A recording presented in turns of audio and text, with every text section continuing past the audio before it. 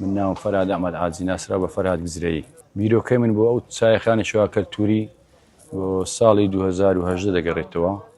کە پێویست بوو چایەخانەیەکی لەو شێوەی هەبی کە هەموو شتە کۆنەکانی ڕابردوو کە باو باپیرانمان ئیشان پێکرۆ ژیانیان پێ بەرهەمێناوە کە لێرەیان کۆ بکەمەوە وەکو هەر وڵاتێک و وەکو هەر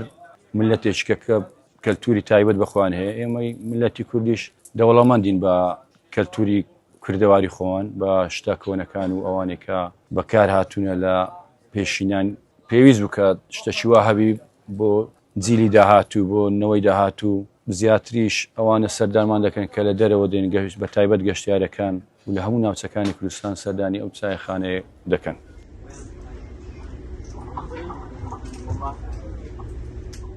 زۆر شتە کۆنەکانمان هەیە کە لە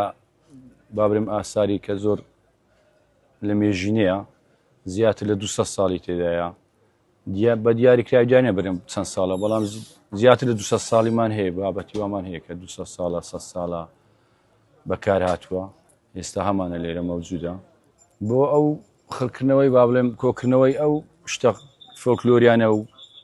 کە قەدیمن وەڵا زۆر پێوەماندی بوویمە تەقریبا لە 7 ساڵی دەچی هەر شتێک و لە شوێنێکم هینە لە هەر گوند و دێک یان لە هەر شار و شارۆچکەیەک بێ خەڵم کردوێتەوە وەڵا هەموو دەست و چاوی ئەو برادرانەش خۆش بێ کە ئەوانەی زۆر هەبوو شتیان هینا بۆ ئێرانە. یاسای ئەو چایەخانەی خەتی نییە خەتی ئینتەرنێت و نێرگە لە قەدەغەیە هەتا ڤەی پیش لێرە قەدەغەیە ناکشرێت دۆمینەی نییە کۆنکانی نییە و شتانە لێرە نییە تەنها دامەیە شترەنجە لێرە